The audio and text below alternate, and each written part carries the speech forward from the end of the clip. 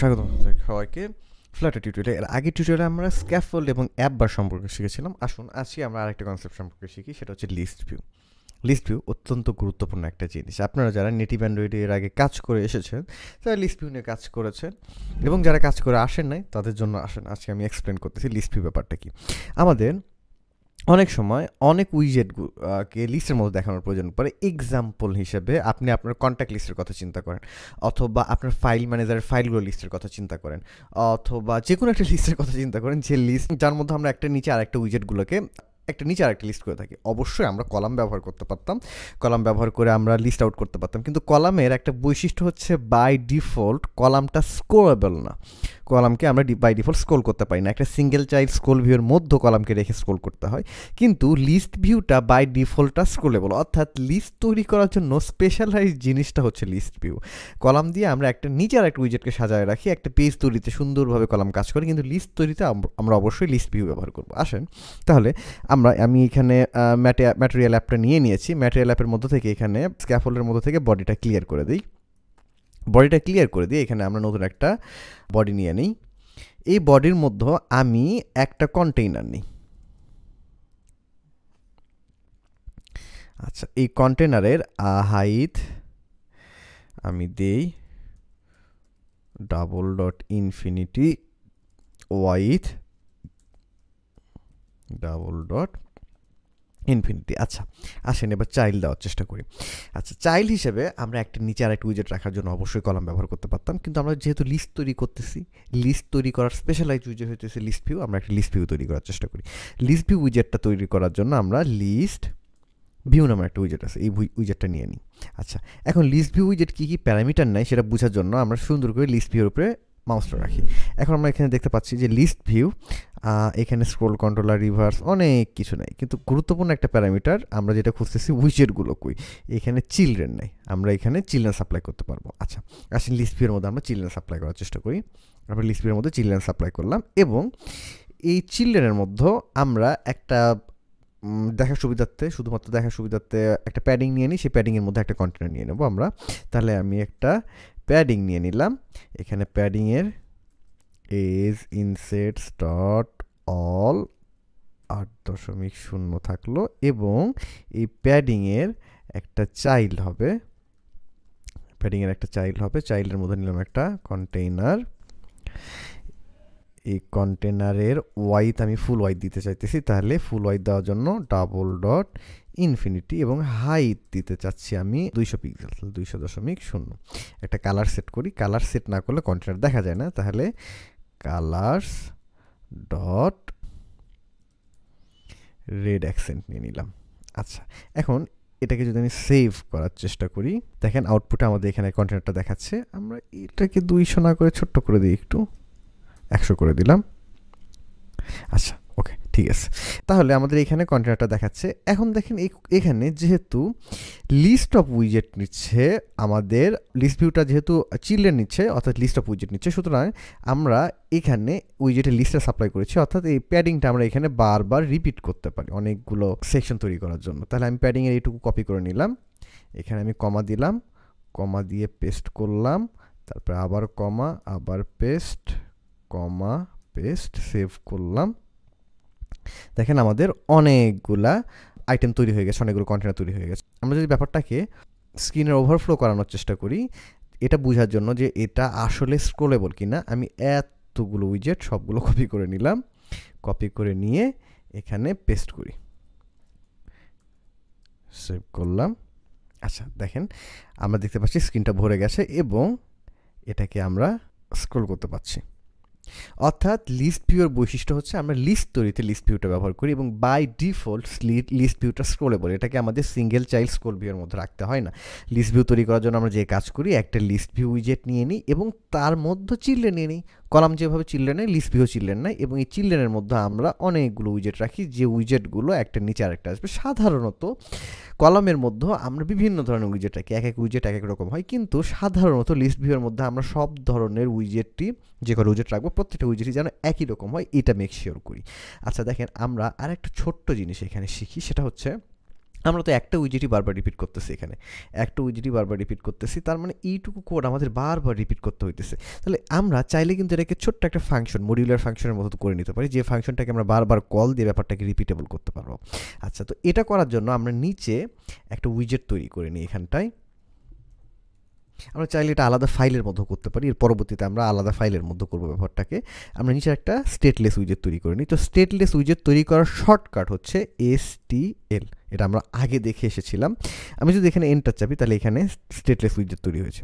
তাহলে এখানে স্টেটলেস উইজেটটার নাম যদি আমি দিই লিস্ট আইটেম, তাহলে লিস্ট আইটেম নামে একটা স্টেটলেস উইজেট তৈরি হয়েছে, এবং এর কন্টেন্ট হিসেবে এই লিস্টের মধ্য থেকে, এই লিস্টের আইটেমগুলো আমরা তৈরি করেছিলাম, এখান থেকে যে কোনো একটা আইটেম নিয়ে আসি।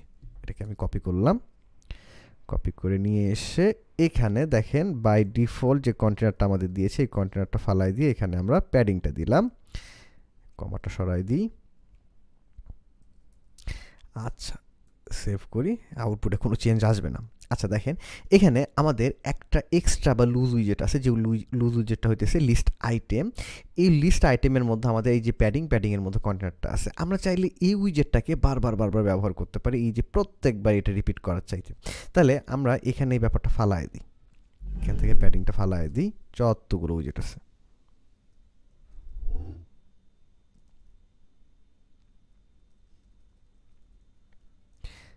দিলাম ফালায়া, এবং চিলড্রেনের মধ্যে আমরা আমাদের নিজেদের তৈরি করা একটা উইজেট, এই যে লিস্ট আইটেম, এই উইজেটটা ব্যবহার করতে পারি। আচ্ছা দেখেন, তাহলে আমি যদি এখানে লিস্ট আইটেম নিই এবং এটাকে সেভ করি, দেখেন আউটপুটে একটা আইটেম দেখাচ্ছে, এবং এটাকে যদি আমি রিপিট করতে চাই সিম্পলি বারবার লিস্ট আইটেম লিখে আমি কল দেবো, লিস্ট আইটেম, লিস্ট আইটেম,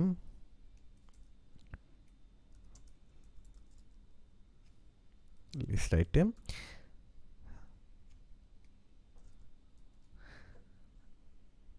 দেখেন আমি যতবার লিখেছি ততবার লিস্ট আইটেম দেখাচ্ছে। তো এই ব্যাপারটাকে বলা হয় উইজেট এক্সট্রাকশন, অর্থাৎ আমাদের রিপিটেবল উইজেটগুলো, যে উইজেটগুলো আমরা বারবার ব্যবহার করবো, এই উইজেটগুলোকে আমরা এক্সট্র্যাক্ট করে নিয়ে ব্যবহার করতে পারি। এবং এখানে আমাদের একটা রিপিটেবল উইজেট ছিল, সেটাকে আমি এক্সট্র্যাক্ট করে নিয়েছি এখানে, এবং এটাকে আমি এখান থেকে বারবার কল দিতেছি। তো সাধারণত আপনি এই যে একটা ফাইলের মধ্যে আমরা এইভাবে রাখি না, আমরা সাধারণত এই এক্সট্র্যাক্ট করে উইজেটগুলোকে অন্য ফাইলের মধ্যে নিয়ে নিই। তাহলে আমাদের বেস্ট প্র্যাকটিস হলো এই যে লিবের মধ্যে আমরা একটা ফোল্ডার বানিয়ে নিই, এই ফোল্ডারের নাম দিই হচ্ছে উইজেটস, এবং এই উইজেটসের মধ্যে আমরা নতুন একটা ফাইল তৈরি করি, ডার্ট ফাইল, ফাইলের নাম দিই list underscore item dot dart. আচ্ছা, এখন আমরা যে কাজ করব, এই যে আমাদের এক্সট্রা যে লিস্টটা আছে, আমাদের যে কাস্টম উইজেটটা আছে, এটা এখান থেকে কাট করব, কাট করে নিয়ে এখানে আমরা পেস্ট করে দিলাম।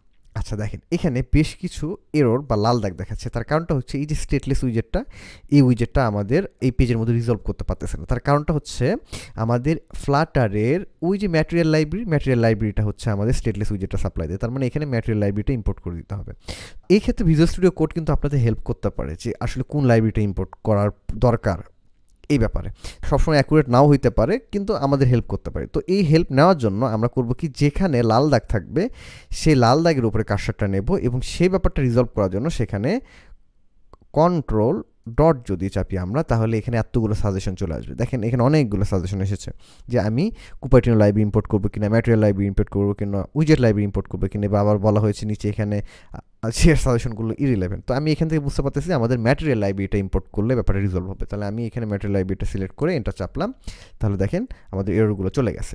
আচ্ছা, আমি এটাকে সেভ করলাম। ভিজুয়াল স্টুডিও কোডে একটা ভুল সবাই করে থাকে প্রথম সেটা হচ্ছে ফাইল সবসময় সেভ করতে হয়। আচ্ছা, অটো সেভ করতে পারেন, কোনো সমস্যা নাই, আমি অটো সেভ সাধারণত করে রাখি না, তবে এই ভুলটা করেন না। অনেক সময় এমন হবে যে কোড করতে গিয়ে এরর কই খুঁজে পাইতেছেন না, আউটপুট ঠিকঠাক আসতেছে না, ভুল কি ফাইল সেভ করতে ভুলে গেছেন, তাই ফাইল সবসময় সেভ করবেন। আচ্ছা, এখন মেইন ডট ডার্টটা আমাদের লাল হয়ে আছে, এখানে দেখেন মেইন ডট ডার্টের মধ্যে এই যে লিস্ট আইটেম, এই ব্যাপারটা সে রিজলভ করতে পারতেছে না। তার কারণটা হচ্ছে আমরা এই লিস্ট আইটেমটাকে এক্সট্রা আরেকটা ফাইলের মধ্যে নিয়ে গেছি, এই ফাইলটাকে আমাদের এখানে ইম্পোর্ট করে দিতে হবে। চাইলে আমরা ম্যানুয়ালি ইম্পোর্ট করতে পারি, এখানটায় এইভাবে ইম্পোর্ট লিস্ট ভিউ অ্যাপ, ওকে।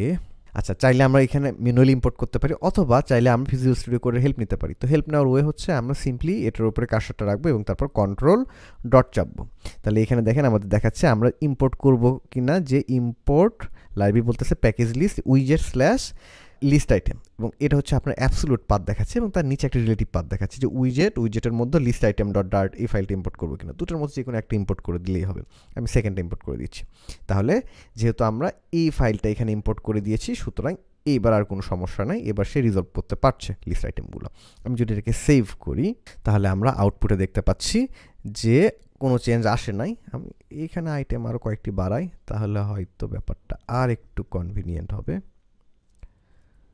সেভ করলাম, আমাদের আউটপুটটা এইভাবে দেখাচ্ছে। আচ্ছা, তো এটাই হচ্ছে আমাদের লিস্ট ভিউ। তো আজকে আমরা লিস্ট ভিউ শিখলাম এবং শিখলাম কিভাবে একটা উইজেট এক্সট্র্যাক্ট করতে হয়। এর পরবর্তী কোনো একটা টিউটোরিয়ালে আমরা শিখবো যে এই উইজেটের মধ্যে করে কীভাবে প্যারামিটার পাস করতে হয়। অর্থাৎ আমাদের এই যে দেখেন অনেকগুলো লিস্টের আইটেম তৈরি হয়েছে, আমরা চাইতেছি একটা আইটেমের কালার হবে লাল, একটা হবে নীল, একটা হবে হলুদ। তো প্রত্যেকটা আইটেমের একটা বেসিক স্ট্রাকচার বজায় রেখে কিভাবে কাস্টমাইজেশন করা যায় প্যারামিটারাইজড করে, এই ব্যাপারটা আমরা পরে কোনো একটা টিউটোরিয়ালে শিখে নেব। তো ধন্যবাদ টিউটোরিয়ালটি দেখার জন্য। অবশ্যই পরবর্তী টিউটোরিয়াল দেখতে আমাদের সাথে থাকবেন, এবং কোড করতে গিয়ে আপনারা যদি কোনো সমস্যার সম্মুখীন হন তাহলে আমাদের ছোট্ট একটা ফেসবুক গ্রুপ আছে, সেখানে জয়েন করতে পারেন। সেখানে আমরা একজন আরেকজনকে কোড লিখতে, ডিবাগ করতে এবং শিখতে হেল্প করে থাকি। ধন্যবাদ টিউটোরিয়ালটি দেখার জন্য।